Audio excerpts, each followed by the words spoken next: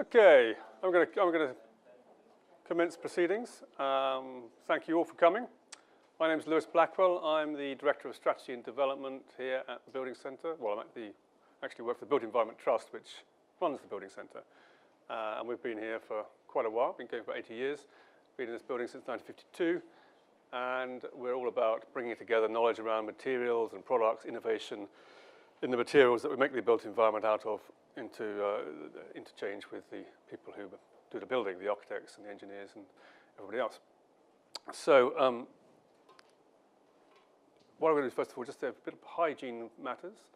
Clearly fire is an important issue. Should you need to escape, should the bell go, back out the way you came or back out to the right. We're also videoing today, so I hope that's okay with you. That means that you'll be able to later on look up whatever was said that was very important to you, hopefully, and reflect on the speakers quite easily at home. So that's usually loaded up about a week later. Now, it's a two-part afternoon. We're going to have 3 speakers, panel discussion, tea break, 3 speakers, panel discussion, and then we'll have some drinks at the end of the day, around about 6 o'clock or so. We'll finish up with some networking drinks, so I hope that all works out well. And the first half, I suppose the speakers are really talking a bit more about a background to the topic, the contemporary significance of materials and their impact on well-being, and looking at some examples of the alternative materials presented in the light of this. And then the second half is perhaps a little bit more project-focused, two architects talking about projects there, and the materials that they've used to build those projects. But that's a rather crude summary of what I think will be quite a rounded assessment throughout the afternoon of the issue, and hopefully that builds, and through the panel discussions gives you all an opportunity to really, any questions you have, just engage, ask them, get the best out of what I think is, well, I'm really pleased at the quality of the speakers all lined up, and I must thank Tom Woolley in particular, who was our first speaker, for his help in facilitating getting a great panel together.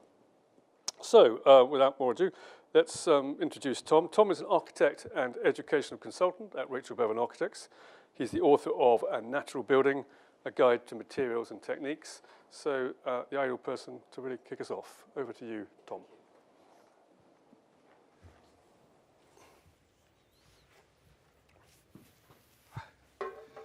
Just click this to move on, yeah. Great, thank you very much, Lewis, and thanks very much for organising this session. I was very grateful to the Building Centre by the way. Normally when I suggest ideas to people about things like this, they don't go with them. So it's really nice to have somebody who's taken on board, and I'm grateful to the other people who I press-ganged into agreeing to speak, to coming as well. So that's really good. So I'm going to rattle on as fast as I can, because I always try and pack too much into these because there's so much to say. I'm a retired architecture professor. I now work for Rachel Bevan Architects. I'm the token man in the practice, and I mainly do environmental consultancy work, and I churn out a few books like the latest one, which I shall be promoting mercilessly today to people. I've got to do another talk on Wednesday, it turns out now, and there's a lot of people concerned about the need for more houses, and I was just stumbled across the other day and reminded of Pete Seeger's song Little Boxes, in which he actually, at the time, I think most of the little boxes he was talking about were being made out of concrete, but the song says that they're made out of ticky-tacky, and they all look just the same. And it's actually a great song. You should go back and go and listen to it, because I do think we're heading in this direction again, sadly. And here we go, ticky-tacky. It's actually, perhaps there's more ticky-tacky now than there was for a long time. And there's a friend of mine in Belfast who did a very interesting research project, and one of the things he did was measure everything. So he says that 6 kilometres of sticky tape were used in this particular project, which is a 2/3 bedroom house, in order to try and achieve the air tightness which they were aiming for. I think there were also 4 builders on this project as well, because they sacked the first 3 who couldn't get it together. So the house cost an absolute fortune, but it was being done for research purposes. So we do have some problems with ticky-tacky. And what a lot of people are now saying is we should be making houses off-site. They should be prefabricated in nice, clean conditions like this. I'm going to be casting a bit of doubt on this approach. Prefabrication is seen as the answer. This project up on the top left I'm quite interested in because it's described in various articles as being SIP construction, which it actually isn't. It's timber frame with loose laid fiberglass or mineral wool insulation in the panel, so it isn't actually SIP construction at all, but it's been very much promoted in Scotland as a solution to things. And you know, when you start to kind of look around, it's not difficult to find disasters with this so-called modern methods of construction. Here we've got the project Oxley Woods in Milton Keynes, and there's an article here about Bovis paying £7 million to compensate customers for poorly built homes. We still have a really serious problem with building to good enough standards. There's my old friend John Prescott. I used to live next door to him in Hull, so who was promoting this, and there's a rather nice picture. Thanks very much to the Architects Journal, I think, for showing what sort of problems that they had. So, you know, we do have some problems with this, and also there's a lot of interesting research being done which shows that very often there's this thing called the performance gap, where buildings are built and you have a SAP rating or some other measurement which says it's going to achieve such and such a level of energy efficiency, whereas in fact it doesn't get anywhere near that in many, many cases. In fact, so good with the, oh no, I've missed out the slide. The Rob Panel and the Zero Carbon Hub was so good at pointing this out that they got shut down. It doesn't exist anymore, and he's gone into hiding in Wales somewhere. So that obviously wasn't a good route to go. Nicky Gavron here has been talking about the importance of prefabrication to solve London's housing problems, and the London Assembly published this report you can see on the top there about solutions, which very much does a good job promoting CLT, cross-laminated timber, but she makes a rather unfortunate statement that system-built blocks contributed significantly to supply, as though that's somehow going to encourage us to go for prefabrication again. So I thought I'd put in a nice picture of Ronan Point there. I actually worked as a student in the National Building Agency in Edinburgh in 1968. And I sat next to the chap who had the job of approving the system construction. You know, and he had a big rubber stamp which said approved on it. I asked him if he had one that said rejected, and actually he didn't have one. You know, he had actually asked for one to be made, but they said you didn't need it. And literally piles of drawings were coming in from all these big companies. I won't mention names in case I get sued. And he was just going approved, approved, approved. That was it. And I am not kidding you. That is what happened. That's why you got all these disasters. And I'm sorry to say that I think we're in a very similar situation today. It's always worth looking at what the insurance industry have to say about things, because they have their concern, and there's quite a lot of interesting stuff published by insurance companies about what they call the hidden risks in modern methods of construction. It says modules or pods are built to quicken the build process, and while it's an efficient process, there are concerns about how simple it is to repair any damage in the event of a flood, for instance. There is this organisation called the Build Off-Site Property Assurance Scheme, which somebody was telling me does a fantastic job to make sure that all these systems are fine. So I got in touch with them, and it turns out that all they're doing is certifying the actual factory construction process. They're not certifying the safety of it in terms of fire or durability or anything else, so that was a bit of a disappointment. I'm not going to say much about this because I don't know what Richard's going to be talking about, but he may well mention this. But one of the things I'm most concerned about, everybody thinks that the fire problems are to do with tower blocks, but they're not just about tower blocks. This is a test that was done on SIP construction. This is SIP construction. This is PIR insulation in panels, and the insurance industry are very concerned about the fire safety of these. And there are real worries, not just about tower blocks here that we should be concerned about, but low-rise building as well. So one of the things that I find is a real problem here is that architects in particular, but other people, don't really think about materials when they're building. You'd think it would be obvious, wouldn't you? You know, you're building a building out of materials, then you should be thinking about the materials, but actually very often they don't think about materials. And particularly insulation. Insulation is insulation. You just specify insulation for a particular U value or thermal performance value. It doesn't matter what it is, it's all the same. Lots of people have told me that, even recently, that it's all the same. And you think, well, what do you mean it's all the same? It certainly isn't all the same.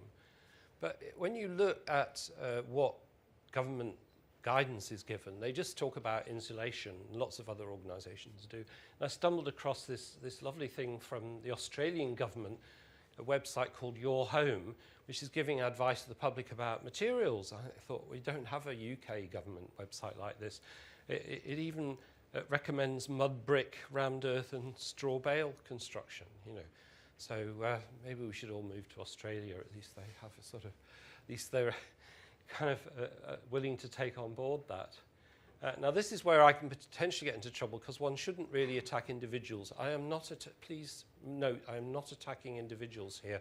I am simply reproducing what has been put in the media by other people.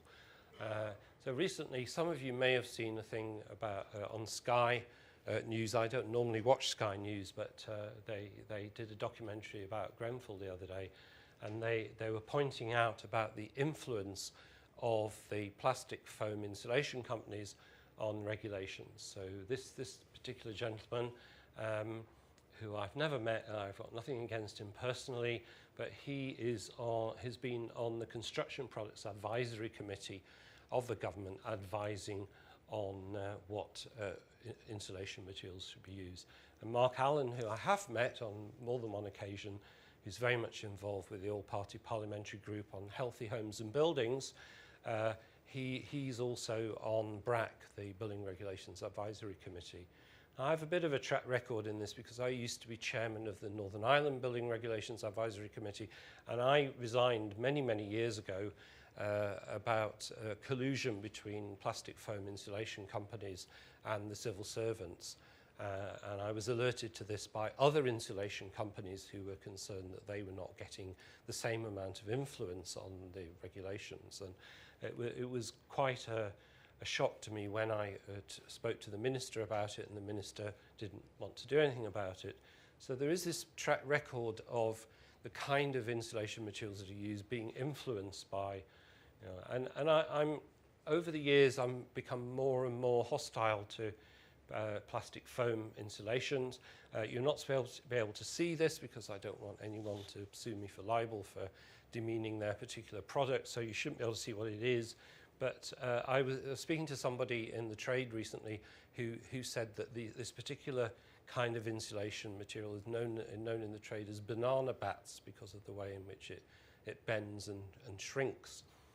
And I'm not going to go into great detail here because I'll be just repeating myself, but there are quite a number of reasons why we as architects do not like to specify these kinds of plastic foam products because we think they're not safe in fires, their acoustic performance is poor, there's serious problems about health and indoor air quality, which I'm going to talk about.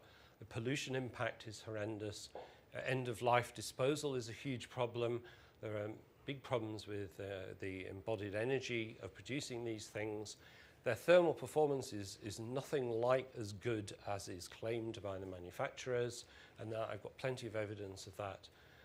And because they're very lightweight, they have no thermal mass, so they can't store heat. So there are lots of good reasons as an architect not to specify these kinds of products.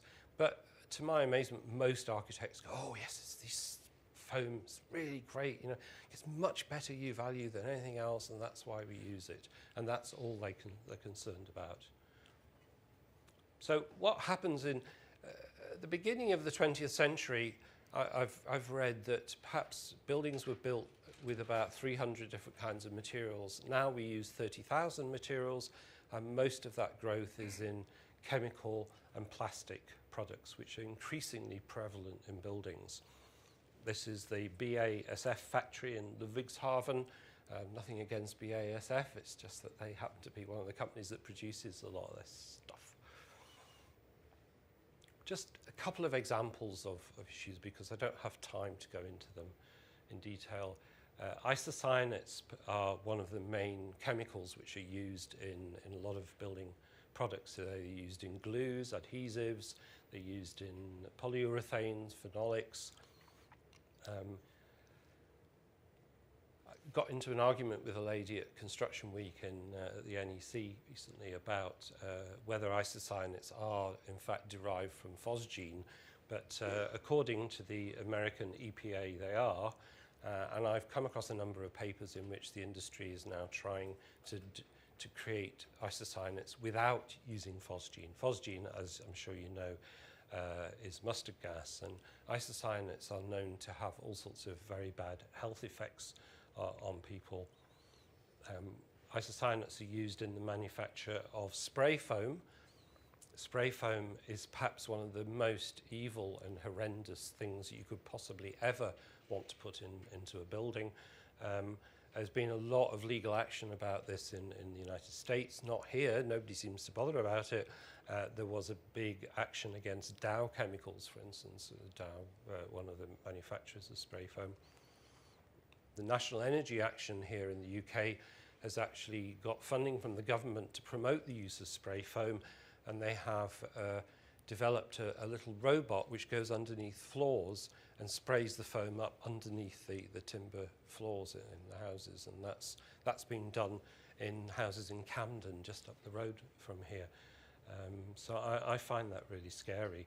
But I was quite pleased to find that Donald Trump's daughter has had her apartment refurbished in Trump Tower and has used spray foam in it. So I thought, well, maybe if it's used in Trump Tower, maybe it's okay then. You know, it's kind of the leader of the free world, as they, for some bizarre reason, call him. So another product which I think is worth drawing attention to is styrofoam produced by Dow Chemicals.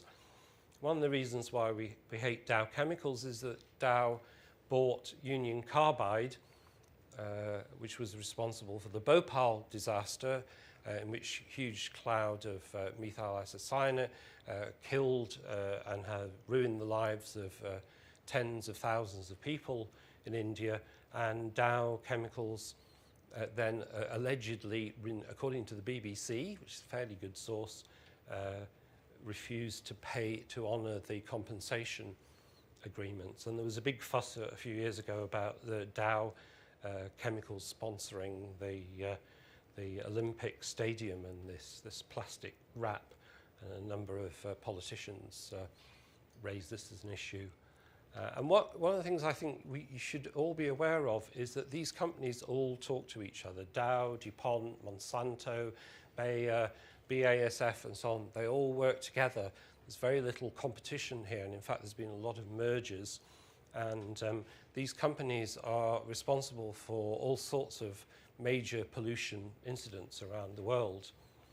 And a particularly interesting thing that's happened recently is that a lot of the companies, and I did a talk in Dublin recently and it was censored because of the company that, one of the companies sponsoring it objected to my talk and what I was going to say.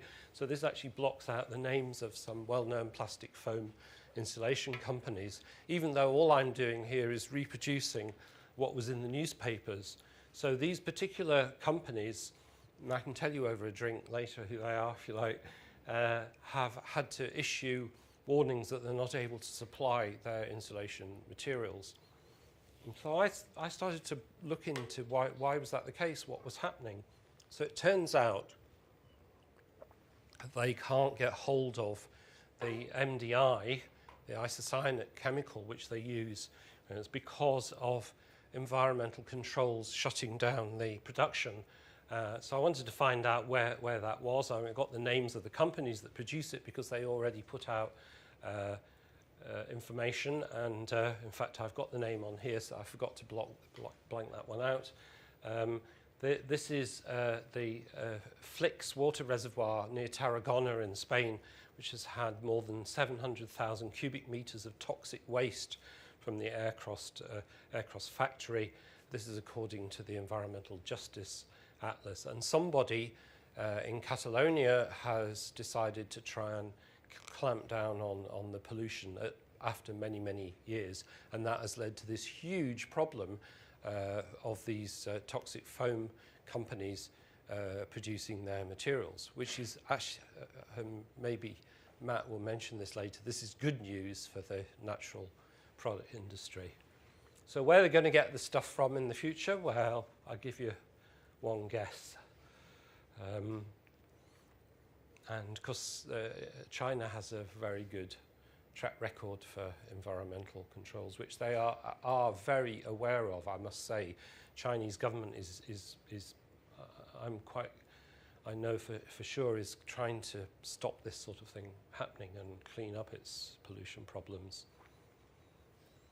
Just to mention another insulation material, because I think this is a funny story, is that Rockwool produced this brochure about the sustainability of Rockwool. Rockwool clearly is a different kind of material from plastic foam, and it is preferred by many people because of its fire safety. So I love the way that their sustainability brochure has a picture of ladybirds on it, as though that has got anything whatsoever to do with Rockwool. But what they say in the report is that this is a renewable material. So therefore, we should all use it because of the new volcanic material which is being created every day around the world. So isn't that great? Even though the stuff they're using, which actually comes from Northern Ireland, interestingly, is 60 million years old. So you know, you can feel comfortable. This is out of one of my lectures, which is called Greenwash and other problems. Again, I'm not going to talk about this very much because I think it'll get mentioned again, but flame retardants are a particular problem, and so many of these foam insulation products rely on flame retardants. And this is because the chemicals which are used are what are known as endocrine disruptors. And when you find a dead orca or something like, or seals or dolphins, and you analyze what's in their blood, you will find very high levels of flame retardants. And this is something we need to do a lot of work on, but so I'm not going to talk about that because I think it'll come up again. Environmental cancer, that's a major, major concern. There's growing scientific evidence that exposure to lower levels of chemicals in the general environment is contributing to society's cancer burden. And in fact, President Obama set up a thing called the President's Cancer Panel, which was looking into this. I imagine it's been scrapped by the current incumbent, but this is something which, if this was a bunch of medics, they would absolutely string me up from the air conditioning units because they absolutely deny that this is the case, that there isn't a problem with cancer from environmental causes. And that's really worrying that there's so little work going on that in the UK. But because we're concerned about these sort of issues, we do indoor air quality tests now. We work with a company called Waverton Analytics, and this is an example of a house in Northern Ireland which we did an indoor air quality test on. And we found that the volatile organic compounds, which are chemicals which are released from a whole range of building materials and furnishings and so on, was significantly higher than the safe level which is recommended in the building regulations by the BRE. In fact, I've interviewed a number of building control officers about this, and not one of them was aware that this standard is actually in the building regulations guidance, even though the BRE is quoting it. And also the levels of formaldehyde were extremely high. So the advice you give to somebody who's just moved into a new house that's full of all these toxic chemicals is to leave all the doors and windows open for at least 12 months for 24 hours a day, 7 days a week. And then that will help to dissipate the chemicals from the materials. So it's very helpful advice, really. This is a company that we work with doing these tests, Waverton Analytics, and they're just showing that all the many, many different materials. Most of the things used in buildings now contain these hazardous chemicals. And again, I don't have time to go into that in detail. Now, there's some official recognition of this. The World Health Organization has been aware of it for some time. There's a very major report which they did a few years ago about pollutants, but limited just to a few because that's all they could do, looking at, they're trying to produce guidelines for indoor air quality. The Royal College of Physicians has produced a very sort of muddle-headed report because they were told by the government that the only problem is that of external air pollution from cars and diesels. So they sort of said that was more important than indoor air quality, sadly. But in fact, there's a lot of useful stuff in their report. And actually, the other thing I should mention is that the National Institute for Clinical Excellence is carrying out a study on this, which was originally meant to be about indoor air pollution, but they've rather dumbed down the title now, so I'm not hopeful about that. Air tightness is one of the things that everyone's obsessed with these days because that makes buildings more energy efficient, but what it also does is it seals in all the toxic chemicals into the building, and that's a big problem. One of the things I'm most concerned about is that a lot of people are concerned about fuel poverty and about retrofitting buildings, and so what they do is they dry line the insides of buildings and they use toxic materials in order to do that. And the big problem with dry lining is it also gives you a nice crop of damp and mold usually behind the dry lining as well, so it has a double effect on people's health in buildings. And there's some very interesting work done on this over the past year through something called the HEMAC network, Health Effects of Modern Airtight Construction, where a lot of research has been done and pulled together about these kinds of problems. And you can download the HEMAC report from their website. Because I don't have enough time today, I can't go into all the pollutants, but here's just one nice little example is about paints. Most people use paints without realizing because they are mostly water-based these days, they therefore assume that they're nice and healthy and eco. Far from it. They're still full of all sorts of toxic chemicals which are there to deter fungus and to, for all sorts of reasons. There's just lots of evidence of people having serious health problems as a result of using modern paints. The response of the industry has been to bring in things like the well building standard. I don't know if anybody's come across that, but if you want to waste many, many thousands of pounds and have hundreds of pages of reports telling you that you should provide your staff with yoga mats and bananas to eat, then go ahead. But you'll find almost nothing in the well building standard about building materials. There's just a tiny, weensy little bit about building materials and almost nothing about indoor air quality. The other wonderful bit of well washing is the healthy new towns. We're going to have lots of healthy new towns, but I can assure you there aren't going to be any healthy buildings in the healthy new towns because I've asked them and they said, what's that? Don't know what you mean. I'm not talking about. But they will have obesity-free zones. So in the future, we're going to have obesity wardens, and anybody in a healthy new town seen eating a burger in public will be arrested on the spot, or at least provided with a ticket. So that's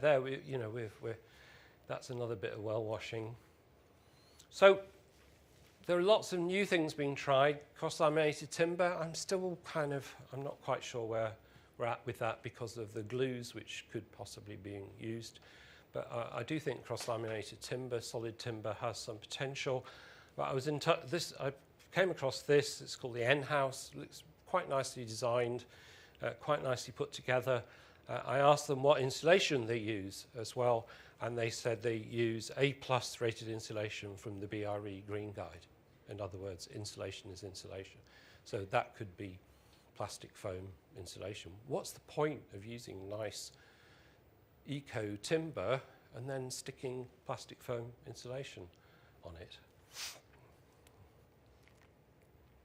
So you're going to hear more about natural insulation materials, so I'm not going to say very much about them now, except that we try to build buildings now using them. So these are a couple of projects that Rachel Bevan Architects have done using wood fibre insulations in North Wales, and this is a project on the right in Hillsborough down. And we are hoping that there may just possibly be a company in Ireland starting to produce wood fibre insulation, because at the moment we have to import the stuff from Switzerland, which makes it more expensive. Right, so I'm nearly there. The thing I'm most associated with is hempcrete, but again, you're going to hear about this from some person here later on. So I won't say very much about hempcrete, but I do want to put in a couple of things. This is a house that we built in our garden about 8 years ago, which we did as an experiment because we like to do. And we're now starting to do some interesting experiments looking at using hemp and clay instead of hemp and lime. And this is Tom Morton and Becky Little's house in Scotland, where they've actually built an extension using hemp mixed with clay rather than hemp. And we're very interested in clay finishes as well as a natural material. So natural materials, low cost natural raw materials, low carbon sources, can be replaced if they're renewable materials, don't contain any hazardous chemicals, naturally fireproof, effective insulation, and it has thermal mass as well, so it stores the heat, and it means that a material which apparently doesn't have a good U value is actually performs much better. It's hygroscopic, so it can manage moisture and condensation, which is a whole seminar in itself. Breathable, vapor permeable, no hazardous waste, easy and safe to work with. So there's lots of advantages for using natural materials. Unfortunately, I'm sorry to be nasty about the BRE here, but the BRE wrote well, actually, I'm not being nasty about it, because I actually wrote a very good report for the NHBC about cellulose-based building materials, but it had a piece written at the front of it by a chap from the National House Building Council, which said that builders were warned of risks with natural materials, and this got into all the media. Natural materials are dangerous and bad, and it did untold damage. In fact, I would suggest that a number of companies effectively went bust as a result of the impact of this report. I don't have time to go into it in detail, but you should look at it, because it was bad news, and it was wrong. And in fact, a lot of what the BRE had written about bio-based materials in the report was actually very good, so it's a bit of a muddle. We like to use hempcrete because the hemp is grown here in Yorkshire. Hemp was incredibly important in the UK. This is Hemp Street in Belfast. You know, it's something that we need to bring back again. This is hempcrete being used in renovation, and this is a project that we've just completed in Dublin with ABK Architects, where we used hempcrete walls for all the insulation in this conversion of an old boiler house with a steel frame, and where we were able to get a mainstream contractor and a subcontractor, never even heard of hempcrete before, were able to do this very, very easily and quickly with me standing over them. We've left some of the hempcrete exposed in the walls because you see this bloody great radiator here. This is because the M&E engineer didn't believe that the building would be as well insulated as it was, so he's oversized all the radiators, and of course now the heating system struggles to work efficiently because of that. We get involved in a number of projects. This is St Richard's Hospice in Worcester. We're working with Associated Architects, where we've helped to write a specification for this building to try and take out all the toxic materials. And it was a real education for the architects, because they were absolutely shocked at all the things that going through the MBS we were saying, well, you can't use that, you can't use that, you can't use that. And they said, oh, we always use those. So at the end of the day, we will do an indoor air quality test in the building. We'll see what the results were. And this is another project feasibility study we've done with the University of Warwick to try and do a demonstration eco-building. I'm not sure it'll happen because Warwick University have a huge building program and they're not concerned with sustainability or eco issues in all their other buildings. So it might be a bit embarrassing to have one that was. And finally, because I don't know if, Alex, have you got any pictures of this in your... No. So this is a hempcrete house in Devon, which went on fire recently. And I don't normally like to show pictures of eco-disasters, but this isn't an eco-disaster because this was a major fire, had 6 pumps. They had to come to a remote rural part of Dartmoor to this house, so it was well ablaze. And the hempcrete has completely resisted the fire. So we're really, really excited about this. And the house has been declared structurally sound by this. It's got a large post and beam construction with hempcrete walls. There's a small amount of damage to the hempcrete there. That was caused by the fire brigade. It's not caused by the fire. You can see some charring of the hempcrete, but it's just fantastic to have that sort of... This is from a test that was done a few years ago about fire resistance of hempcrete. So here we have a natural, completely ecological, renewable material, and it's fire resistant.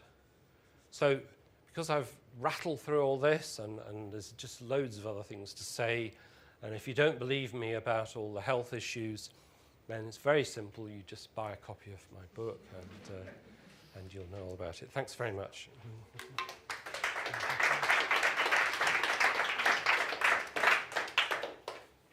We're going to do questions with the group of first three speakers at the end. Let's shut this one down. Check out this. There we go, and boot up the next talk.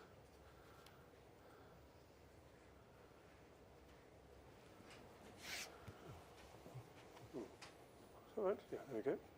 So next up is Professor Richard Hull, and Richard's going to be focusing in on something we're just touching on there. Richard is Professor of Chemistry and Fire Science at the University of Central Lancashire. Specialises in fire retardancy and fire toxicity. So I think we've seen some of the themes touched on in Tom's wonderful introduction, and Richard's going to bring us in on some of the... Where is Richard, actually? I'm here. Up there. Bring us in on some real expert insights into that. Okay? Okay. Thank you very much. Your first slide. So, yes, I guess I have to apologise to you. As a chemist, I'm no more used to speaking to architects than you probably are to listening to chemists. I also can't supply you with any further details about the sandwich panel tests that Tom was telling you about, because my university has made a written undertaking to the manufacturers of those panels that I won't make any public pronouncement on it, so I hope that this isn't part of the video. So, what I am going to talk about is particularly the materials that went into the Grenfell Tower. I'm sure everyone was shocked when they saw the news about the Grenfell Tower, and they tried to understand what on earth could have happened. And this is what we've really been trying to do in the last 6 months, is to understand what was going on. I would have loved to have been that clever person that could have said beforehand that I knew that this construction was so dangerous that it was going to burn. In fact, I wasn't aware of that particular type of construction. Certainly, I knew that there was a lot of insulation material going up, and I was aware of potential problems, but I didn't foresee that disaster. Just as a way of illustrating what happened, I'm sure you've seen this, it's on the BBC website, which just shows how quickly that fire spread. And essentially, at 1:30, I think 1 o'clock, the fire brigade were first called.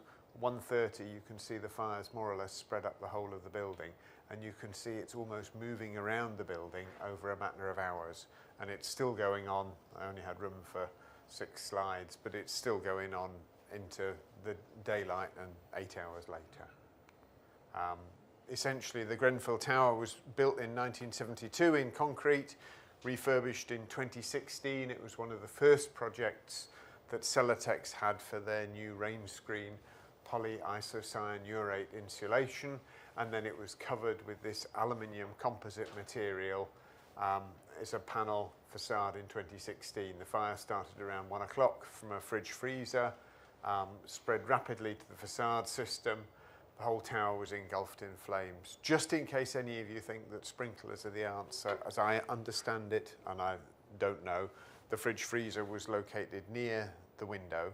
The flames went from the back of the fridge freezer, which is the only part of a fridge freezer which isn't a metal panel. And so you've just got insulation material. The fire started at the back of the fridge freezer, went out the window, didn't interact with anything until it hit the insulation material on the outside of the building. So however many sprinklers you had, unless you had them on the outside of the building, which might not be a bad idea if you're going to put combustible stuff around the outside of the building, would have not had any effect. The sprinkler water wouldn't have got to the fridge freezer. And I understand that the fire brigade came and put out the fire in the room where the fridge freezer was, got outside, and then realised the whole of the side of the building was on fire. So, compartmentation. Basically, if you live in a high-rise building, you shouldn't be any more in danger than if you live in a normal two-storey building. That would seem to me how we've got to approach fire safety. And therefore, and this is from, you may have heard a little bit about BRE, this is from a BRE guide. Just which one's going to give me the light? That one. So the BRE guide says this is what mustn't happen, that if you have combustible stuff on the outside of the building, then a fire can start here or here, and it can spread all the way up the side of the building.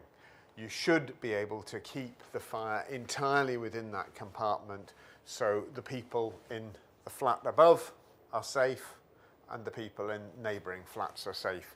You shouldn't have any barrier. The fire doors and the walls and so forth should keep the fire in. So if your neighbours happen to store lots of cuddly toys or lots of upholstered foam furniture or whatever, and they have a fire, then it shouldn't affect anyone else. You think if things go wrong, it may affect one floor up or something like that. But you don't expect the fire to spread all the way up the side of the building. And in the unfortunate circumstances of the Grenfell Tower fire, it looks to me from photographs as though the fire came up the side walls and the wind was blowing smoke back into the flats, and the ones that had their windows open, obviously that heat went in and ignited the materials in the flats first. And so that's why you got such rapid fire spread. So essentially, if you have combustible stuff on the side of the building, you're preventing all the good stuff on the inside, the concrete floors, the concrete walls, the fire doors, are completely undermined by having a method for fire spread all the way up the side of the building. So how do combustible materials end up on the UK's tall buildings? There is one set of regulations for up to 18 metres, which is about 6 stories. And 6 stories, you think that's apparently the height that the firefighter can get a ladder up to and therefore rescue you. I think if you're an 80-year-old bloke living on the 6th floor of a tower block in Salford, or not a tower block, but a 6th floor block in Salford, then your chance of getting out within the time it's going to be safe to get out is probably, it doesn't really matter whether you're on the 6th floor or the 16th floor. So I think, although the UK building regulations make a distinction between above 18 metres and below 18 metres, it's not necessarily a distinction that you should make. The UK building regulations, and this is a very British fudge, I think, have this approved document B with 2 documents, BR135 and the Building Control Alliance Guidance Note 18. And the Building Control Alliance Guidance Note says there are 4 ways of allowing things to go on high-rise buildings. 1, use non-combustible materials. Very good idea, excellent. 2, test the system in BS 8414, which is this large-scale test, which when you test components of the system isn't satisfactory.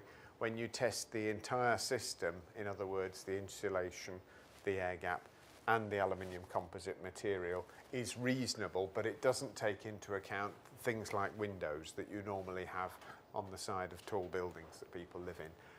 3, this is the British solution, undertake a desktop assessment. So if you pay someone enough money, they can write something to say that combustible is actually can be treated as non-combustible. Doesn't mean it's true, but you paid a lot of money, someone else is taking the flak for it, so then you can put it up. Or 4, use fire safety engineering, which I think is a holistic approach, and provided it's done properly, should be all right.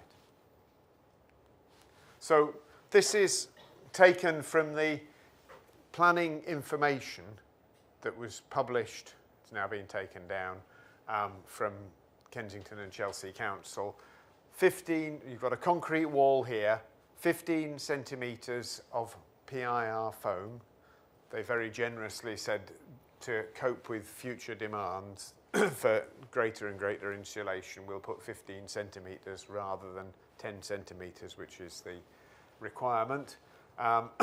Then you've got a 5 or 50 millimetre air gap. Then you've got your aluminium composite material with 3 millimetres of polyethylene core inside it. So you've got this material. Are you all familiar with ACM? Do you all know what it looks like? Okay, so I don't need to go on about that. Good.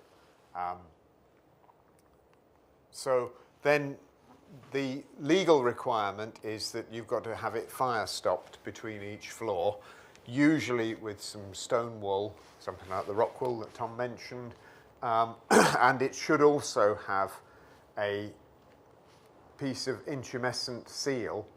I'm not convinced that any intumescent seal was present at Grenfell, but it should have something like that, so that instead of having that air gap running from the bottom to the top of the building, which can act as a chimney, in the event of a fire, this intumescent seal will come across and seal that gap. Now, they managed to install that correctly when they did the tests at BRE after the Grenfell fire, but there is no evidence that that was present or effective in the Grenfell fire itself. So just a quick calculation, this is the kind of thing chemists do.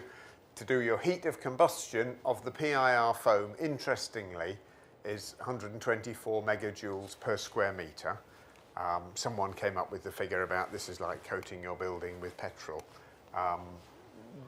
The heat of combustion of the polyethylene is similar, about 122 megajoules per square metre, which is quite interesting in itself, that 3 millimetres of aluminium composite material has the same heat release as this 15 centimetres of PIR foam. If the aluminium burns completely, and some of it I think did burn, some of it fell off, but I've seen shards of aluminium where the ½ millimetre goes down to a tapered down to nothing. Whoops. What happened there? Right. So some of the aluminium did burn, but probably most of it didn't. But it could also contribute to the heat release. So aluminium composite panels, well, they're everywhere, including our university, and they have this nice architectural feature of being able to have these folded edges. So essentially, if you're not, I guess this is something you know, is it? Builders, architects like it because you can then fold it over and get these nice corners, either kind of a rounded corner like that by cutting it in different ways, so that you've got this extra thing. There are typically 3 types of filling. Polyethylene, which seems to be very common in the UK. People said, why didn't you use the fire-retarded polyethylene? Well, I can tell you one reason why they didn't use the fire-retarded polyethylene, because you couldn't buy it in the UK. We tried to get some Rhenobond fire-retarded grade, and nobody had any. And eventually we had to go to Poland to get it. So apart from someone said it would cost 3,200 more, I'm not sure that was the case, but certainly it didn't seem to ever have been used in the UK. Other brands did have the fire-retarded version and mineral-filled. Just to see how that then passed its desktop assessment, it has on the website Rhenobond PE, that's the one filled with 3 millimetres of polymerised petrol or polyethylene, or the fire retarded one both have a class 0 rating because they test the flat panel of aluminium against there, and therefore the radiant heat source just causes the polyethylene to melt and drip out the bottom. Or similarly here, you've got a flat panel of aluminium. Now, I talked to someone who worked in a test house, and he said, yes, but what they should have done when they did the test is to wrap it in foil, and that would have kept the polyethylene there, stopped it dripping away, and therefore it would have contributed to the fire and it would have failed.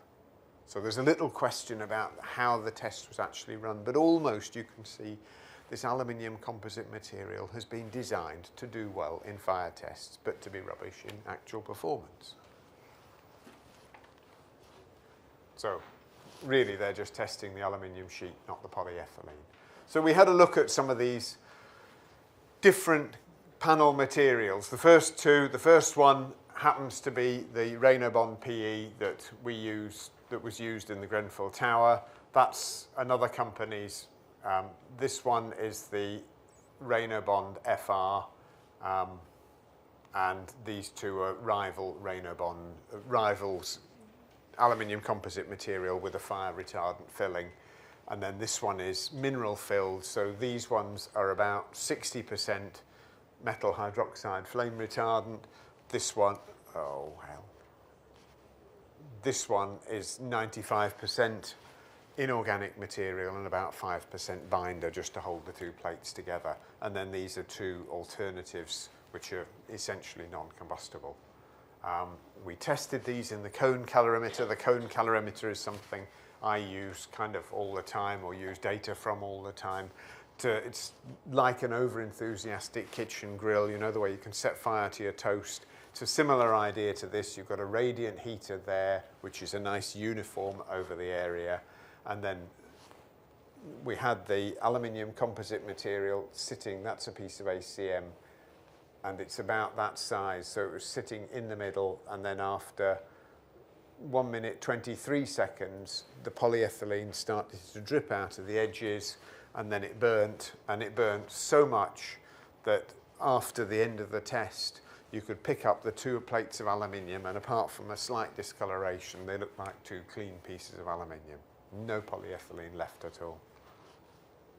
And you can see as it burns, there's the heat release rate for these two aluminium composite materials with polyethylene, and how easily they release that fuel. The fire retardant ones burn much more slowly because you've got that inorganic material blocking the flow of the polyethylene. Okay? And so we did chemistry, we looked at the composition so that we could come to some reasonable conclusions about what they contained. But that isn't the big story. The government were trying to make it the big story straight after the Grenfell fire, all this stuff about testing aluminium composite material. This is the Address Downtown Hotel in Dubai that did a spectacular fireworks show at New Year 2016. It burnt from bottom to top in a matter of minutes, and it's now reopened. This is the Grenfell Tower fire, which resulted in 70 deaths because you had the combination of the ACM and the PIR insulation. If you want to know, in the Address Downtown Hotel, because they have corrosion problems with their ACM, they put bitumen on the back. Now, you will or won't know that bitumen is a crude oil product. Essentially, again, you're adding more fuel to it. So it had that as well, just to make sure it would burn. So we looked at 3 phenolic foams, 2 of which were approved for use on the rain screen cladding systems in Grenfell Tower, and the 1 PIR foam, which was approved for use on the Grenfell Tower cladding system, and 2 alternative PIR foams, and compared them with some stone wool. Here's the heat release rate. Again, this is the cone calorimeter. There's the heat release rate. You can see that as soon as the radiant heat starts to hit it, you get a sharp peak of burning, and then that subsides, and then you get a slower burning down to the end. The stone wool, of course, doesn't really burn. It's got a small amount of organic binder. Interestingly, this PIR, the one that was certified for use in the rain screen cladding system, has layers of glass fibre every sort of inch and a half, every 20 millimetres or so, which gives it some reinforcement and actually gives it a second peak of heat release. I don't really understand why that's there, but it's obviously that's the only PIR that was allowed to be used on range screen cladding systems, so it must have had some fire safety benefit in the large-scale test. And that just shows you an enlargement of the early stages of burning. You can see that the PIRs are worse than the phenolic foams. So let's think now about the fire and the victims, that people collapsed and died on the stairs, people on the 21st floor who waited and waited following fire brigade advice, finally decided to make it down the stairs. They made it, and they reported that they were climbing over people who died on the stairs. That more or less tells you that they were intoxicated, they were hit by toxic gases as they tried to make their escape. And those toxic gases must have cleared by the time the people on the 21st floor tried to make their escape. The survivors, including the people from the 21st floor, were treated with for cyanide poisoning with this patented medicine, Cyanokit, which pulls the cyanide out of your bloodstream and therefore can bring you back. One woman was 8 months pregnant, lost her baby, and she was treated with this Cyanokit. On exposure to hydrogen cyanide, the first thing that happens, this was tests done in the 60s with monkeys, is the respiration rate. Because your body's being deprived of oxygen, your respiration rate goes up by a factor of 4. And so you're breathing really, really quickly, which means that you're taking in more toxicants really quickly. That leads to rapid unconsciousness. At the point when you collapse, then your breathing rate goes back down to normal, but you continue to inhale hydrogen cyanide, carbon monoxide, and whatever else is there. So you're going to die unless you're lucky enough to be rescued at that point. This is just ways that we can, instead of doing tests on animals, do tests, use chemical analysis in order to find out how much a particular concentration of carbon monoxide or hydrogen cyanide will affect you. And what we've got there is the overall dose, the concentration of carbon monoxide or the concentration of hydrogen cyanide. But the concentration of hydrogen cyanide is raised to the power 2.36. because of this enhanced breathing effect in terms of incapacitation. And then in terms of lethality, we've got the concentration of each toxicant, CO, divided by the lethal concentration. So for example, if you've got half a lethal concentration of CO and half a lethal concentration of HCN, that will add up altogether to a fractional effective dose of 1, which would be when 50% of the population would be expected to die. Okay. Not a very nice endpoint to think about, but then engineers take that number and divide it by 3 or divide it by 9 or whatever if there's a susceptible population, and you make sure that you never get to a point, you should make sure you never get to a point where it's toxic.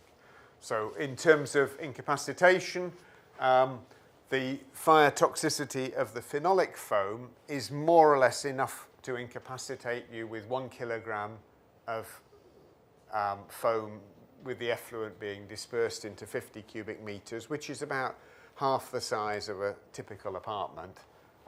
If you're looking at the PIR foams, the hydrogen cyanide dominates the toxicity. This is the carbon monoxide, this is the hydrogen cyanide.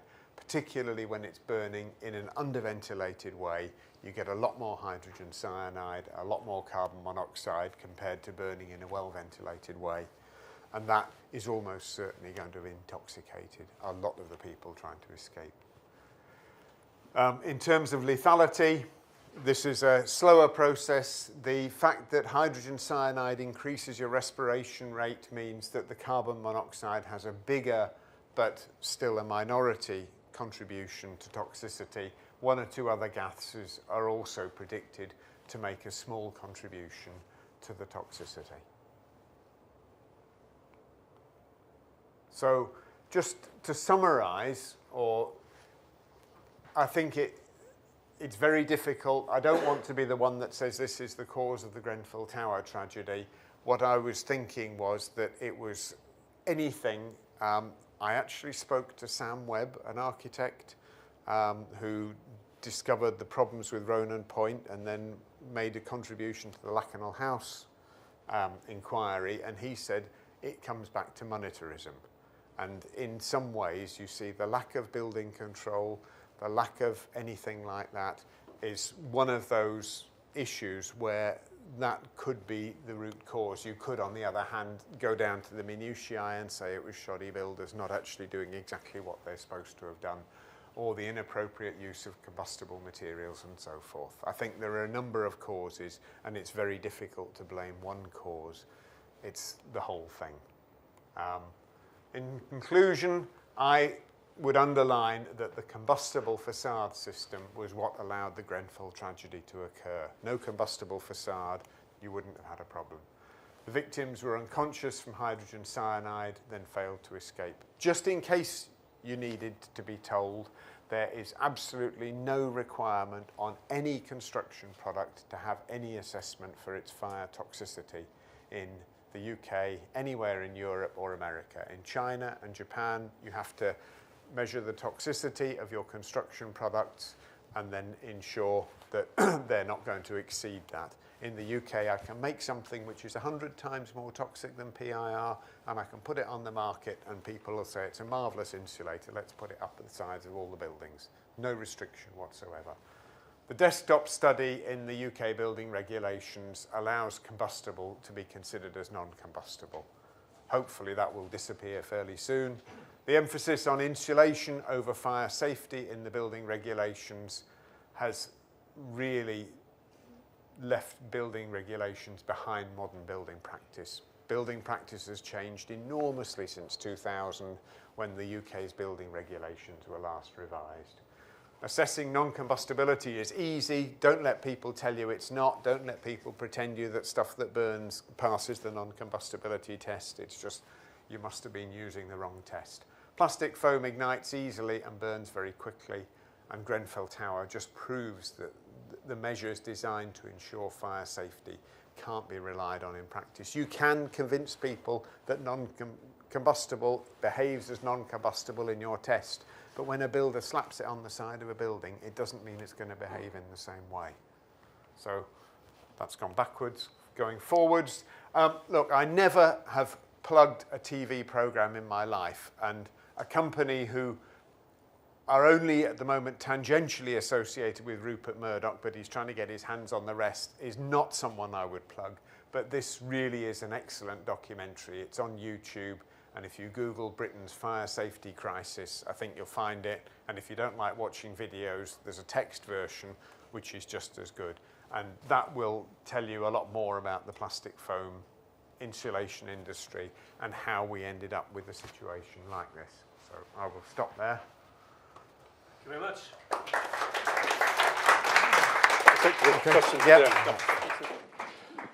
All right, well, in the nicest possible way, I hope Richard's talk is the low point of the afternoon, because it's strong stuff, but it certainly makes a very, very important point that what we're dealing with here is not a sort of nice to have well-being, you know, nice taps in the bathroom or whatever.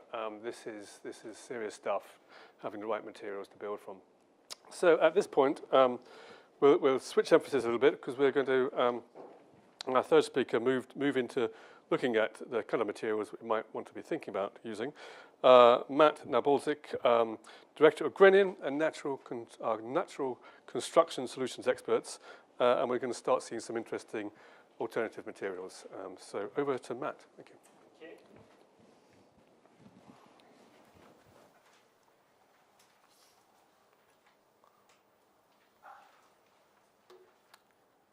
Okay, well, good afternoon, everyone, anyway.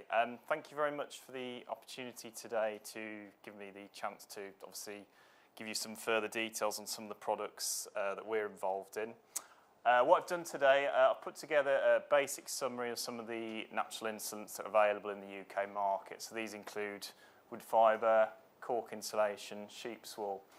What we're also going to look at is some of the costs of these materials as against some of the man-made insulants that are more commonly available, i.e. polyisocyanurate, mineral wool insulation, that sort of thing. Also some of the supply chain issues, opportunities and threats for us going forward. So in terms of agenda, what we've put together today, just a brief summary on the different types of insulation. So firstly sheep's wool, wood fibre and then subsequently cork insulation. Also just briefly skim over some of the other natural insulants that are available in the UK.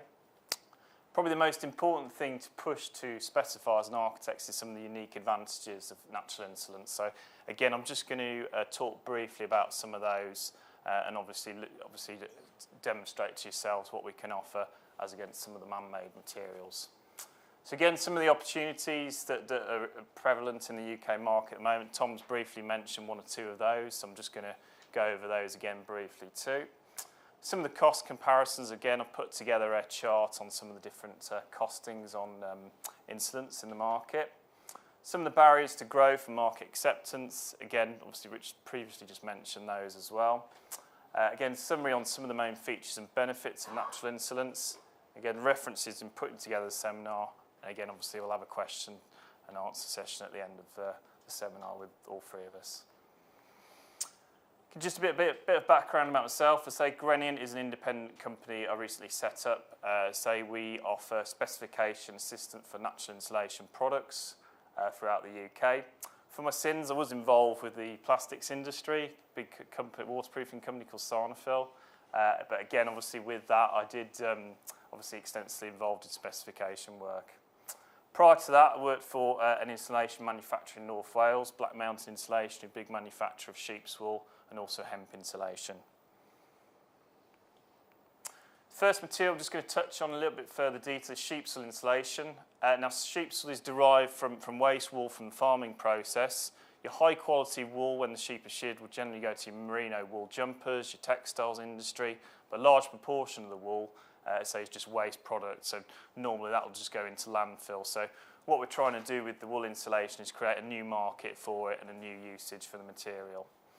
It can't be used straight away. Obviously, it's got to be cleaned and scoured before you can use it as an insulation. The scouring plant in Yorkshire, where it's normally cleaned and scoured. In terms of the actual composition of the product, it varies according to different manufacturers in the UK, but it can be anything from 60% wool up to 100% wool. So there's a big range of different compositions on the product. Obviously, the higher grade, potentially the better, the more environmental. Obviously, then you've also got added benefits, the more wool that you have in the insulation. Some of the manufacturers also use recycled polyester as binder, and again, the amount of binder they use will depend according to the manufacturer. Just to briefly summarise the UK market at the moment, probably the most well-known manufacturer is Eden Renewables, who offer the Firm Fleece brand. I'm sure a few of you have heard of them or come across them before. Firm Fleece actually also manufacture hemp insulation as well, which obviously Alex is going to go through in a bit more detail further on. But they're a well-established specification brand and offer a wide variety of different wool insulation products. You've also got sheep's wool insulation, who are based near Dublin. Unfortunately, the product is manufactured in Austria. However, that is a 100% wool product, so that is a far higher composition with wool in it as a product. So there's no artificial binders or additives, no fire retardants either, because the product is obviously a natural fire retardant. So again, just an example of one of the alternatives that are available. Black Mountain Insulation, unfortunately they went into liquidation. They used to manufacture in North Wales, had a lot of subsidies and grants from the Welsh Assembly. Unfortunately, a lot of their manufacturing is I believe, is in northern France at the moment.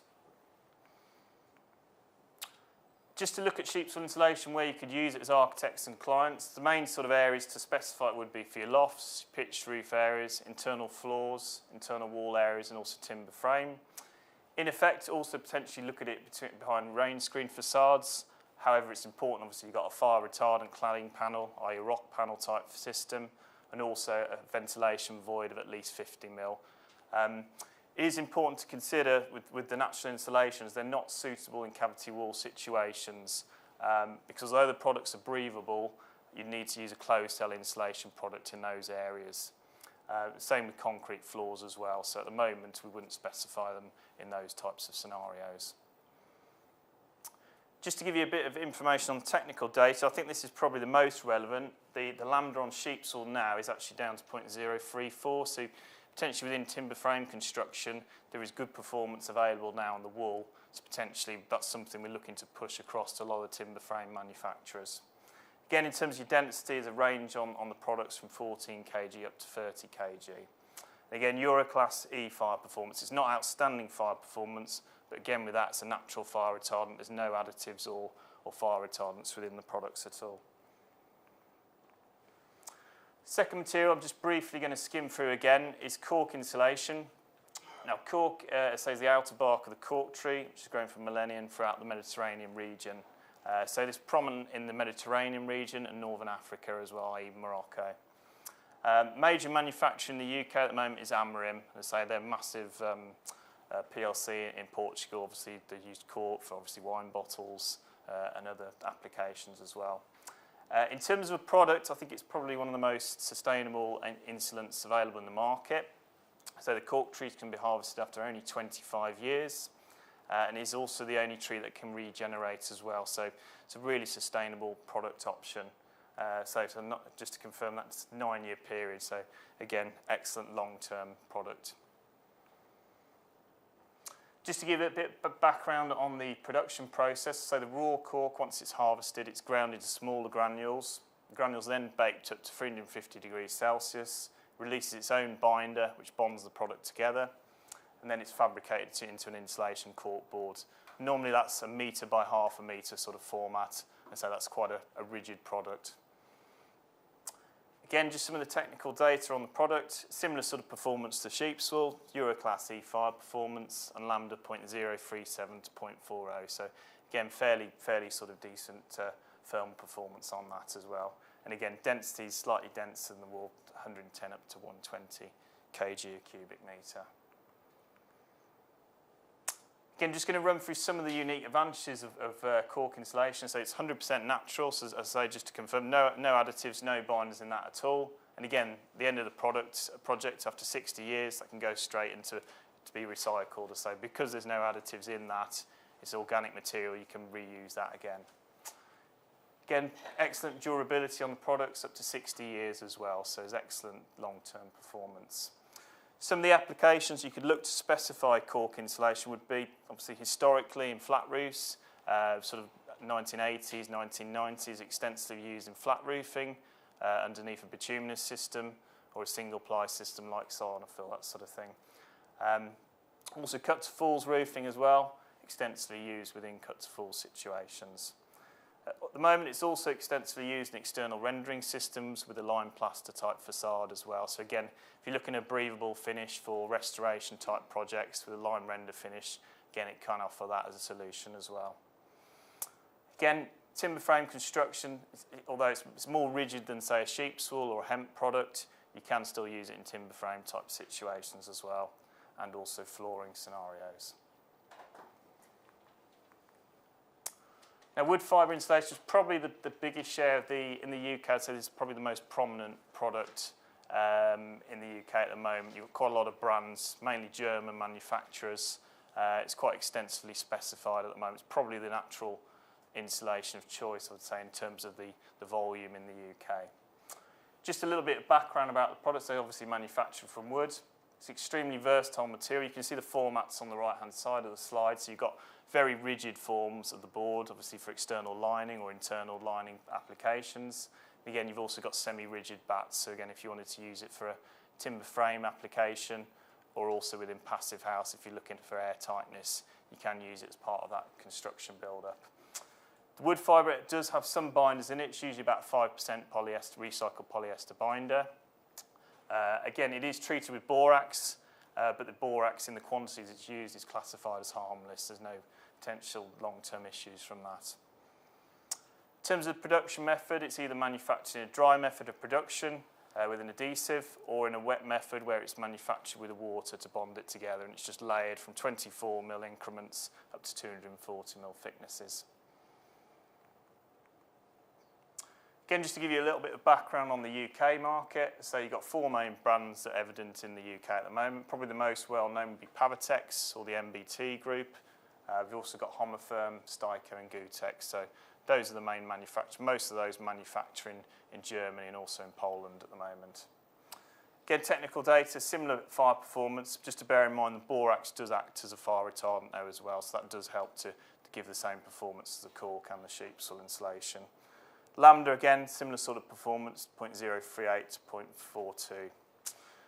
Just one unique factor on the wood fibre is the density is up to 140 kg, so it will give very good acoustic performance. So if you're looking at a BB93 type project, school building, sports hall, that sort of thing, where you're looking at high acoustic requirements, wood fibre is excellent for those types of scenarios. Again, just to run through some of the unique advantages, obviously, as I mentioned, the acoustic performance. One of the other things that a lot of the wood fibre manufacturers have done some research on is the heat decrement. So the rate of heat absorption with wood fibre is a lot slower in the summer months than, say, a man-made insulation. So it will absorb the heat at a lot slower rate than, say, a polyurethane or a mineral wool insulation. So that's something that there's extensive data on that as well available. Again, it's also breathable, so it can be used extensively in listed buildings, restoration properties as well. Again, in terms of applications, all internal areas. So it's a versatile product. It's available in semi-rigid bats for timber frame, but also rigid format as well. So if you wanted to use it for a sarking application, you can also use it with a skim for a plasterboard internal finish too. And again, tongue and groove format for air tightness if you're looking at passive house type constructions. Just going to skim over some of the other natural materials that are available as well. Obviously hemp insulation, which Alex is going to go into in a little bit further detail. Cellulose insulation is also readily available. The format of cellulose is recycled newspapers and magazines. Composition of cellulose is 95% cellulose with 5% recycled polyester binder. So again, really high proportion of natural products within the composition. There's also a product called Innertherm. I don't know if any of you have come across that before. So that's recycled cotton and denim insulation. So that's a company based in Sheffield, but it's actually manufactured in France as well. Straw bale insulation. See, Fran's going to go through that in a little bit more detail later on as well.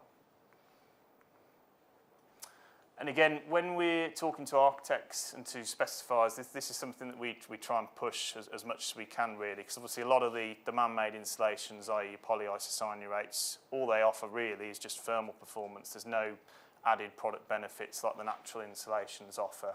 So some of the advantages here, just to go through, obviously very low embodied cost because the materials are naturally occurring, i.e. your sheep's wool, your wood fibre. Again, in terms of thermal performance, similar performance to glass, mineral wool, sort of 0.034 to 40. So good, solid performance. Again, also to architects and to clients, again, there's decent levels of technical support available from the manufacturers as well. So obviously, clients can be assured you're getting the kind of service you'd expect. And again, something to reiterate, as Tom's obviously mentioned previously, natural insulants manufactured with no or minimal binders. So again, the composition within these products is really high. Natural materials is very, very low amounts of binders within the products. As I mentioned previously, obviously the main area that the natural insulation was utilised initially was sort of your restoration properties because it stopped a lot of condensation problems from occurring. So obviously the National Trust, English Heritage have specified these products for many years. And again, as Tom's also mentioned previously, because materials manufactured without VOCs can also contribute to significant improvements in internal air quality. And also we've got research paper available showing ability to absorb VOCs. And a lot of the manufacturers have got further information available on that as well. We've mentioned decrement delay. It's also something I'll come on to in a bit further detail. There's no supply chain issues at the moment with natural insulations. Generally accessible within 5 to 7 working days, so fairly sort of swift turnaround on the products at the moment. In terms of opportunities for natural insulation within the UK market, I'm just going to go through some points just to demonstrate what's possible. I say probably the biggest barrier I have at the moment, as obviously a specifier and reseller, is that There's not many manufacturers in the UK. Most of the manufacturers are based in Europe, so we're constantly having to bring materials in from Europe. So obviously that helps to, well, unfortunately that increases your cost point.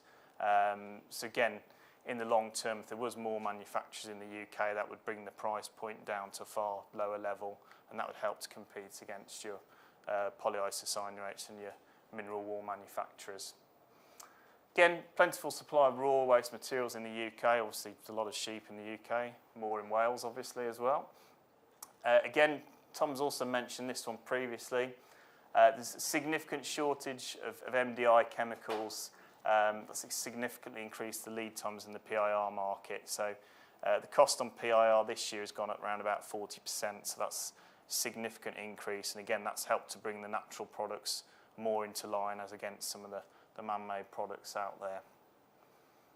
Again, system selling, obviously architects and clients prefer systems. So again, natural insulants can certainly form part of a system. So be it a flat roof system with a bituminous or a single ply solution, or metal roof, pitch roofing, and also timber frame type systems. So again, they're certainly available to offer as part of as an accredited system.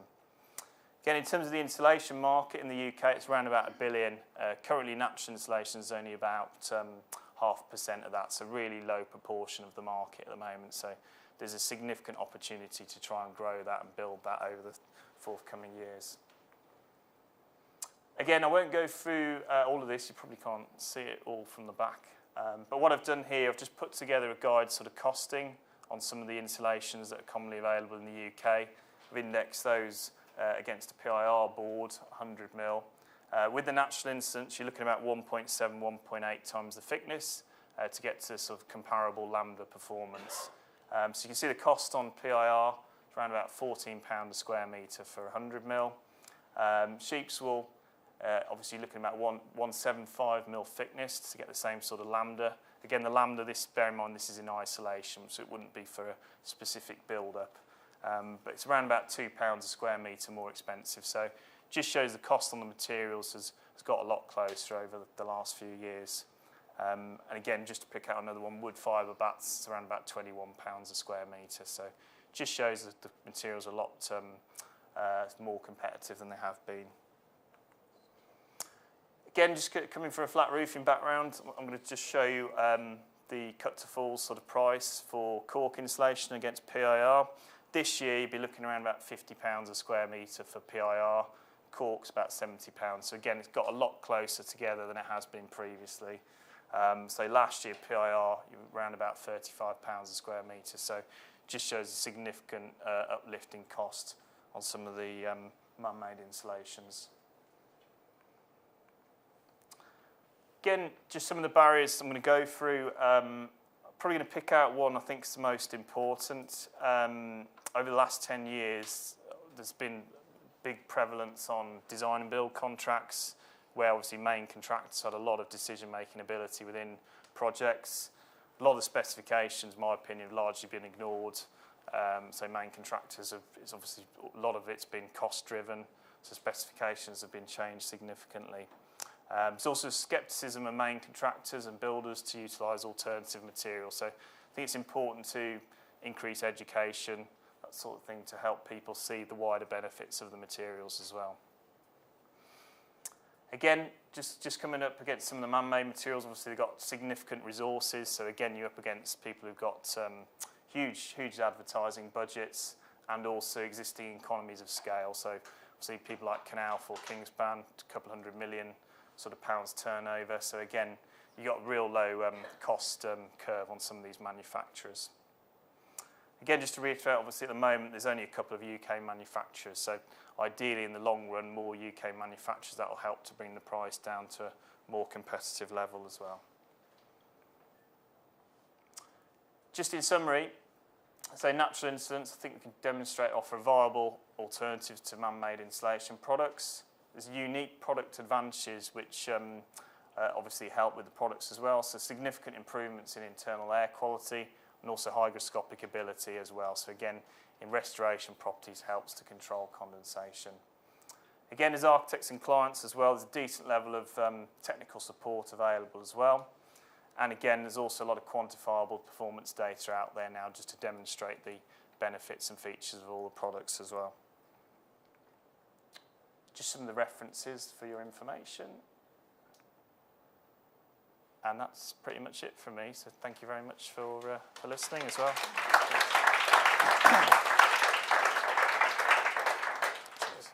Can I invite three speakers to perhaps take a seat at the front so we can do the Q&A.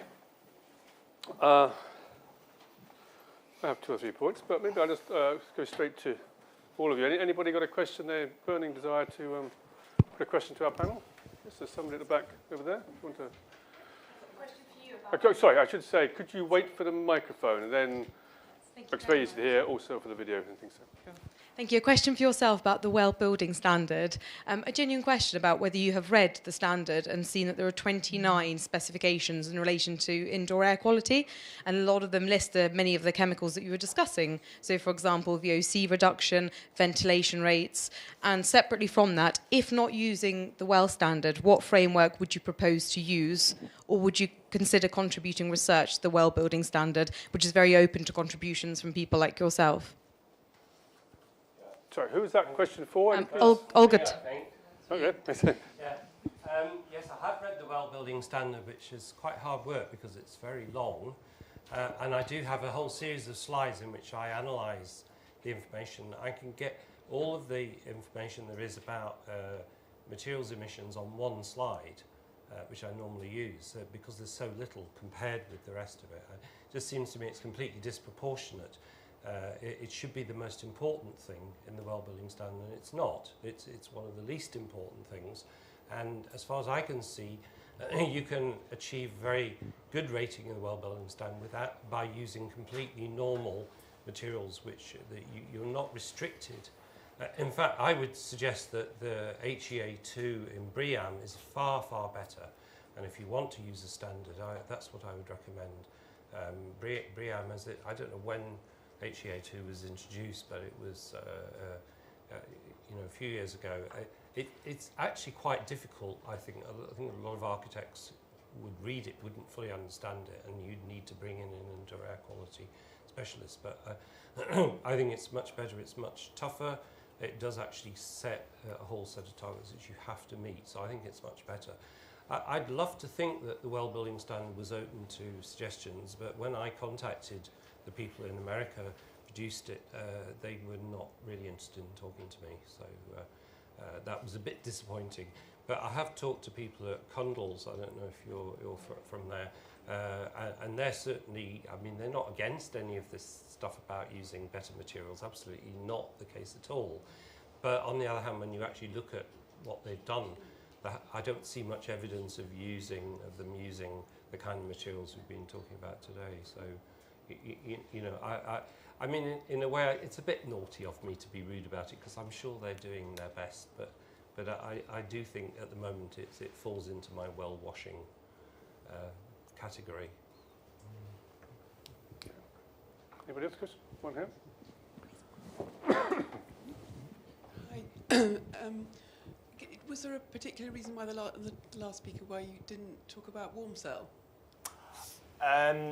Yeah, the problem is there's that many different insulants. You could have sort of talked for probably hours on the different ones. So I just briefly sort of skimmed over it really. But no, we do resell a warm cell as well as a product, and it's certainly a good product option as well.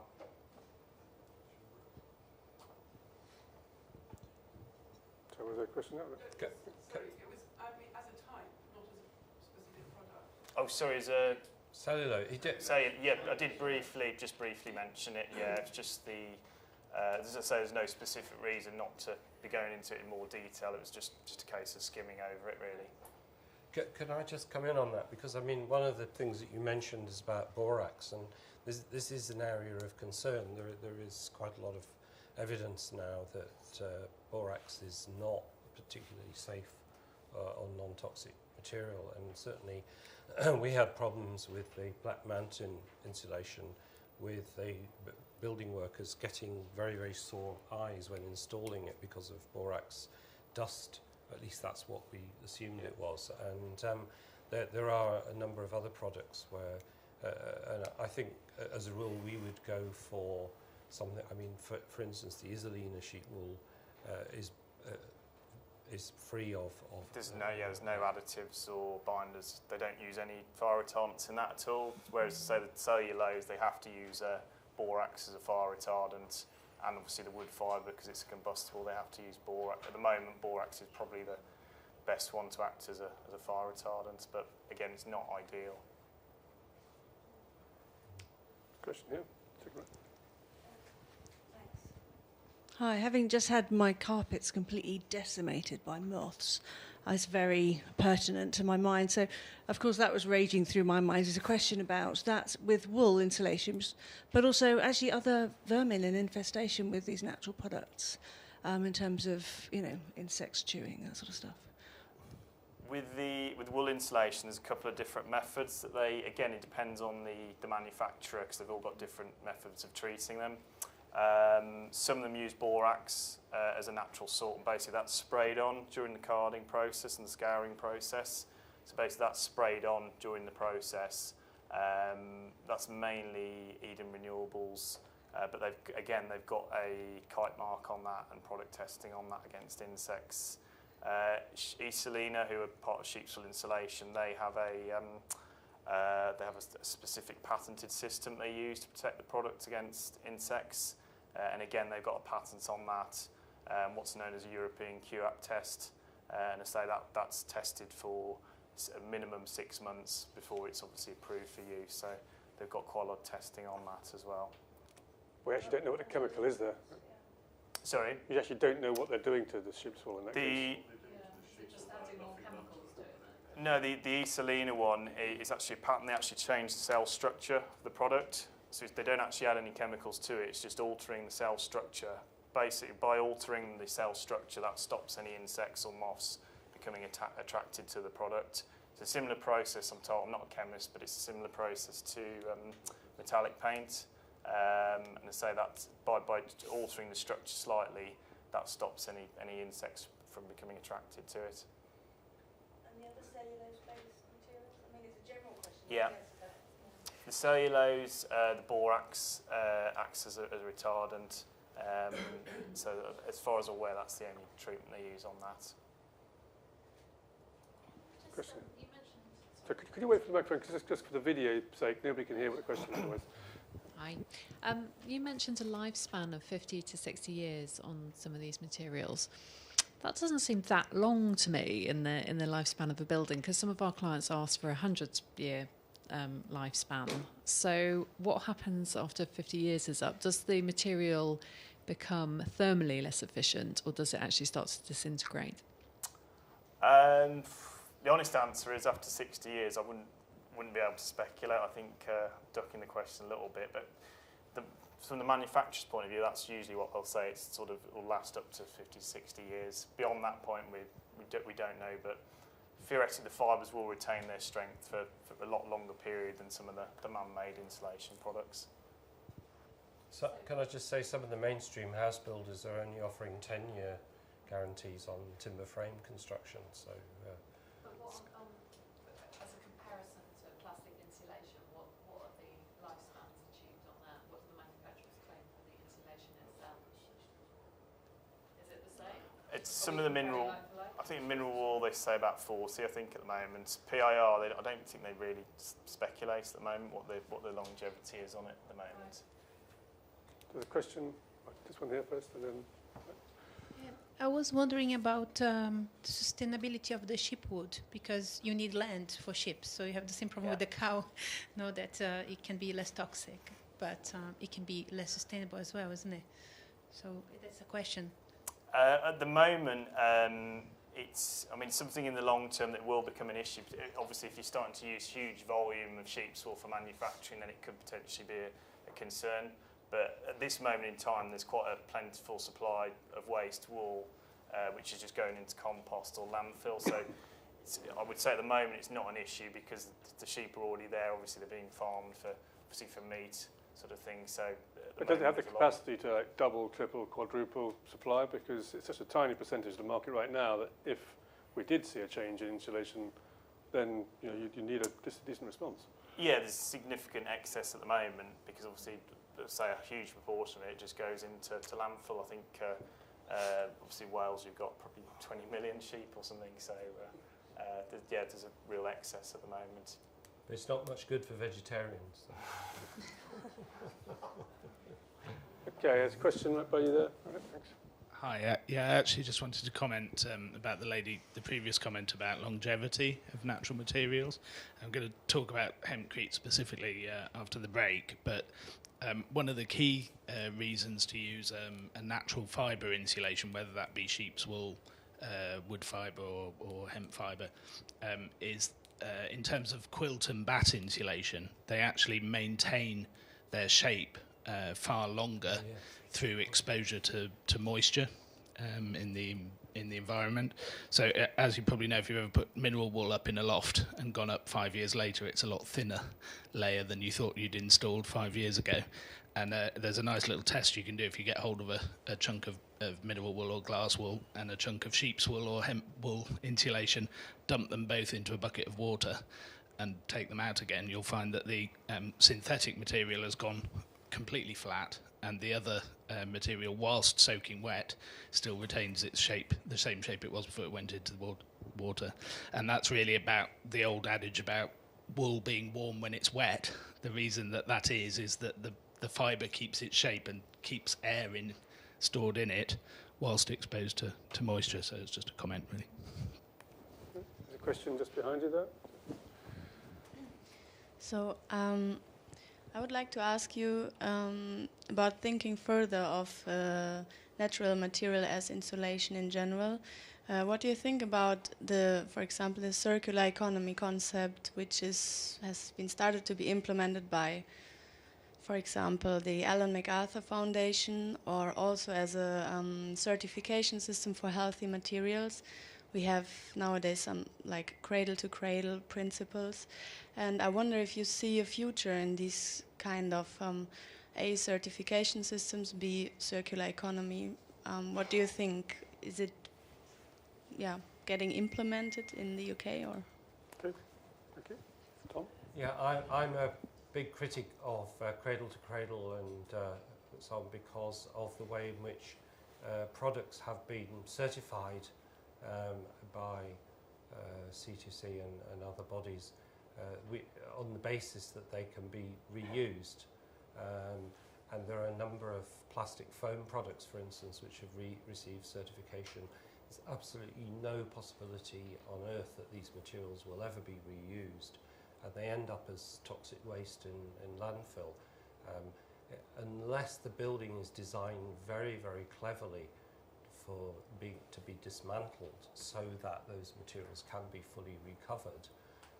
It's extremely difficult, and I think that the claims that are made on the cradle are often quite bogus, and that means that there's very little point in natural materials, which in most cases can be recovered, except perhaps in the case of hempcrete, which could go on to land. So I'm very dubious about that, and I've actually tried to have a conversation with the Ellen MacArthur Foundation, for instance, they have offices in a building in Bradford, which is actually built out of hempcrete, interestingly, but they are not very interested to discuss this issue because they're taking money from big multinational companies to greenwash their products. So I'm very, very critical of that approach. Some more questions. Just move along there, then we'll come up here. To continue on the question of my neighbour, don't you think it also goes through training architects in understanding how to use this cradle-to-cradle principle of designing with no waste? I agree with you. I think it should.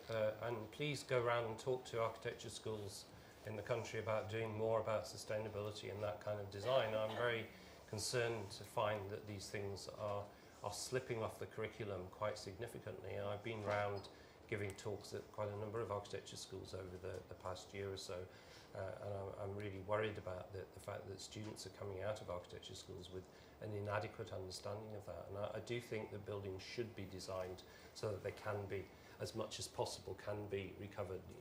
I think that's a principle that should be applied. Because just continue on what you were saying, I think if you understand how to use, for example, these cradle-to-cradle products who are certified, so either they are part of the biological cycle, or either they're part of the technical cycle, you are able to reuse or to dismantle and reuse these technical products, so the plastics, for example, and yeah, but they shouldn't be there in the first place because they're dangerous, they're toxic, they're full of flame retardants, and they burn. So why put them into a building in the true, first place? but maybe in the meantime. Irrelevant. True. Okay. In fact, in Germany now, they're actually banning the disposal of polystyrene into landfill because there's such a huge problem. And there's serious concern there about the fact that they've put all this dangerous material into buildings. Okay, we're going to move on. I'm sure there's some discussion for the break there. Moving down the side, these 2 points here, then across there. Hi, I'd like to make 2 points. One is really a statement, is a plea for brick. It's been around for 5,000 years. We still have examples of it in current buildings that are 2,000 years old. It's eminently recyclable. It can be made on site and was in most cities. And is a material that needs skill, but we also need people with skills to build. And instead of building in factories, we should actually be skilling up young people to carry out traditional jobs. In France, for example, you go into any builder's merchant, they are actually building still with bricks and blocks, and their innovation is actually to do with interlocking bricks and blocks, and they still have a lot of skills on site. And the second point I have is all of you sort of have slightly glossed over, well, actually, Man with Fire hasn't, the issue of glass fibre and the glass fibre and mineral wool, because actually in most cases, as far as fire retardancy goes, those are the only materials really that we have that are a realistic option to choose. So could I have your comments on that? Well, glass fibre not, it melts. There's a Styco who produce wood fibre, have got a very good website with a series of tests in which they show what happens to glass fibre. So it's not a material, and it's also, I think, in my view, far too dangerous. Just on your bricks thing, I completely agree with you, but you've got to use lime mortar. Yes, I totally agree. I think glass fibre isn't used in rain screen applications, but had it been used in Grenfell Tower, you wouldn't have had the disaster, and I wouldn't be here speaking to you. I could spend a long time making an equal plea for timber and wood in construction, again, one of the most ancient materials, and through our local supply chains, which is fantastic. I just wanted to make one comment there. I think when the lady asked the question about C2C certification, that is a very specific thing, at the core of which is material health, actually. So just for those in the audience, maybe go and have a look at C2C certification and have a look at it. I'm not a proponent of it, we don't do it, but it's quite an interesting, different approach. And then I just wanted to ask Richard, what should have gone on the Grenfell Tower? Non-combustible. If you're going to put it on the outside so it can breach the fire compartmentation. And you suggested the intumescent strips were missing as well. Is that right? I'm guessing that they were either missing or so badly installed that they didn't have a chance to be effective. There was certainly no sign that they were effective. Okay, thanks. Just the other thing I was going to mention, foam glass. I believe that's non-combustible, isn't it, Tom, as well? Foam glass, yes, recycled glass. Yeah. But I don't know whether the problem with that is a lot of weight in it. So whether you could use it for vertical application above 18 metres, I'm not sure. I'd have to check the strength on the product and the weight of it. But I believe that's got a good fibre. But the problem with that is just cost. It's 3 or 4 times the cost. The main contractor will look at that. The architect will look at that, and it'll get value engineered out just because it's a lot more expensive.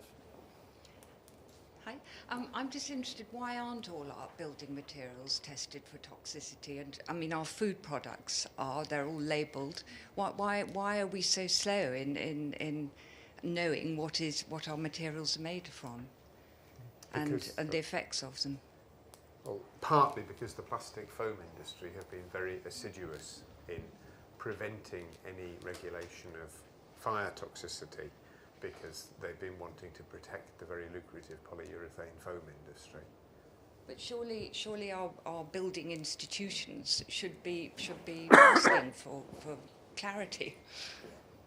Seems to me, but when we produced the Green Building Handbook, or it was originally the Green Building Digest in the 90s, we had a grant from the Department of the Environment. The grant was withdrawn because the British Plastics Federation rang up the minister and said, we don't like this, and the grant was withdrawn, just like that. We tried to keep it going on a subscription-only basis, but it was very, very difficult. They have enormous influence, these people, and not just in terms of building materials, but right across the whole spectrum.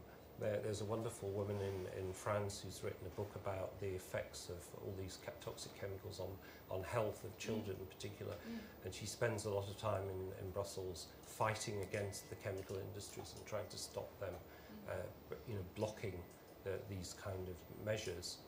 And the Construction Products Directive, when it was published, said it was going to include stuff about the health impacts of buildings, but it's never been implemented, never. I'm going to call a halt there. There's a couple of other questions, and I've got a couple of questions myself, actually, but I think we need to take a little break. There's coffee and tea and stuff outside, and we're 5 minutes over getting onto that. And then we're back in here sharp for 4. I hope we'll have a little bit more time for questions, extend the question time at the end of the next session, because there's some big questions. I know that then you'll have some more information as well. Okay, thank you. See you in a minute.